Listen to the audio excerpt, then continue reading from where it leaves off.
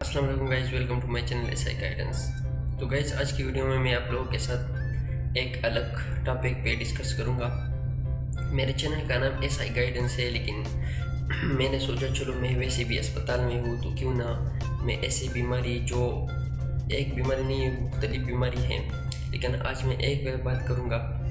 तो SI guidance मेरा channel का नाम है। इसका मतलब ये नहीं है कि मैं सिर्फ यूट्यूब पे आप लोगों को गाइड करूँ या जो अर्निंग ऐप है उस पर मैं आप लोगों को गाइड करूँ। मैं वैसे भी अस्पताल में हूँ तो मैंने सोचा चलो जो बीमारी है, डिसऑर्डर है, उनके बारे में भी जो आइडेंस है उसको थोड़ा सा तो आगाह करूँ।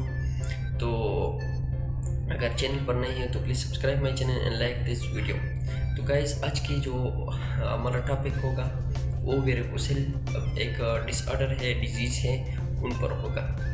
वेरिकोसिल क्या है गाइस, आप में से बहुत लोग जानते होंगे, लेकिन जो नहीं जानते तो उनको भी मैं बताना चाहता हूँ। तो जो जानते हैं वो भी ये देख लें। तो आप लोगों ने वेरिकोसिल के बारे में सुना होगा। वेरिकोसिल जो है आपके जो टेस्टिस होती हैं, ये बीमारी मेल के लिए होती है, फीमेल के लिए ये बीमारी नहीं होती। फीमेल में वेरिकोसिल क्या बीमारी है, वेरिकोसिल जो टेस्टिस होती है वहाँ तक जो वेंस जो होती है, वहाँ पर वेंस तो वो जो नसें होती हैं तो वो डायलेट हो जाती है, मतलब बड़े हो जाती है साइज में।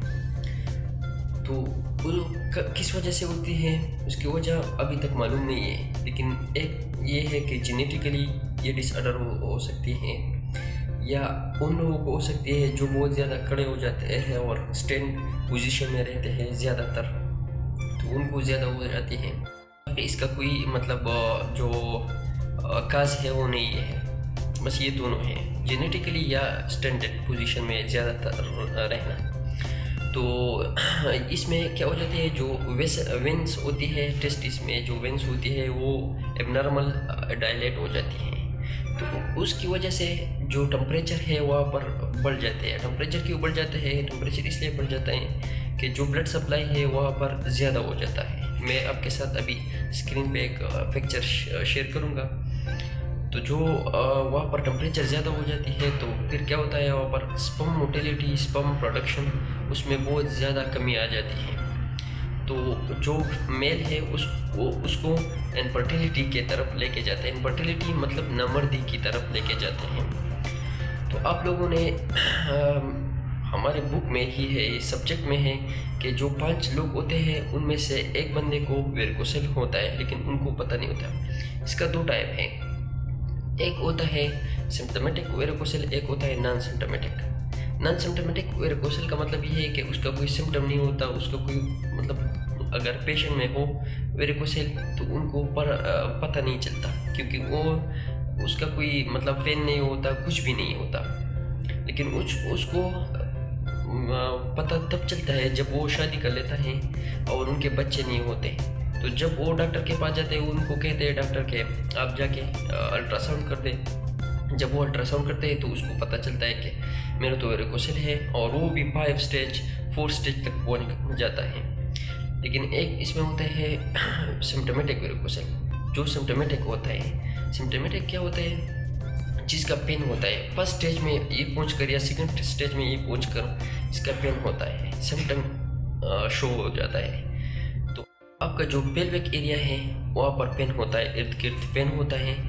तो आप लोगों ने समझना है, और ख़ासकर जो लेफ्ट साइड है वहाँ पर, लेफ्ट साइड पर ये पेन होता है आपको। तो आप लोगों ने इनसे समझना है कि ये वेरिकोसिल है। तो आप लोगों ने सीधा जाना है, बस अल्ट्रासाउंड करना है।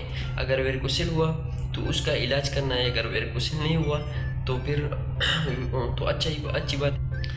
अभी इसका ट्रीटमेंट क्या है? ट्रीटमेंट इसका कुछ भी नहीं है, ट्रीटमेंट इसका सिर्फ सर्जरी है। लेकिन डॉक्टर आपके जो टेस्ट है वो कर देते हैं, सीमन टेस्ट, अगर वो एबनॉर्मल है, ज़्यादा एबनॉर्मल है तो फिर सर्जरी की तरफ जाते हैं। या अगर शादी किसी ने की है और उसके बच्चे नहीं हो रहे तो फिर भी जो डॉक्टर है वो सजेस्ट करते हैं सर्जरी।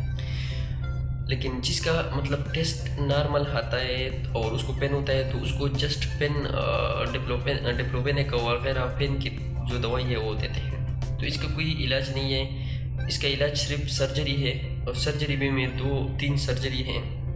ये आप लोगों ने देखना है कि जो माइक्रो सर्जरी जहाँ होती है, अगर जो लोग करवाना चाहते हैं माइक्रो सर्जरी बेस्ट ऑप्शन है। माइक्रो सर्जरी से ये होता है कि 95, 96, 97% ये रिकवर हो जाता है। बाकी 3% इसमें रिकवर करने की मतलब गुंजाइश होती है, लेकिन 3%। और जो बाकी 2 सर्जरी है उसमें लेप्रोस्कोपिक आता है और ओपन सर्जरी आता है, तो उसमें 50-50 या 60% चांस होता है कि ये फिर से रिकरेंट हो जाए, मतलब दोबारा हो जाए।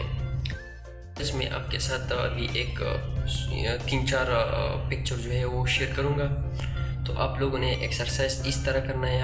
अगर आप लोगों को पता चला कि वेरिकोसिल है, फर्स्ट स्टेज, सेकंड स्टेज या वगैरह है, या मुझे जो पेल्विक एरिया है वहाँ पर पेन हो रहा है, तो आप लोगों ने ये 3-4 एक्सरसाइज करनी है पिक्चर को देख के। तो अगर गाइस आप लोगों ने थोड़ा सा भी दर्द लेफ्ट साइड पे महसूस किया होगा अपनी टेस्टिस में, तो आप लोगों ने क्या करना है, आप लोगों ने जाना है अल्ट्रासाउंड करना है या डॉक्टर को दिखाना है। बाकी इंशाल्लाह अगर नहीं हुआ तो वेल एंड गुड, अगर हुआ तो उसका थोड़ा सा इलाज है, मेडिसिन है वगैरह, उस पर आप लोगों का जो दर्द है वो कंट्रोल हो जाएगा। लेकिन अगर सीमन में बहुत ज़्यादा फ़र्क आया है तो फिर सर्जरी की तरफ जाना है। तो थैंक यू गाइस। और सर्जरी में भी आप लोगों ने थोड़ा सा अच्छा डॉक्टर सेलेक्ट करना है, यूरोलॉजिस्ट। बाकी थैंक यू गाइस। अगर वीडियो पसंद आए तो लाइक कर देना and subscribe my channel. Thank you.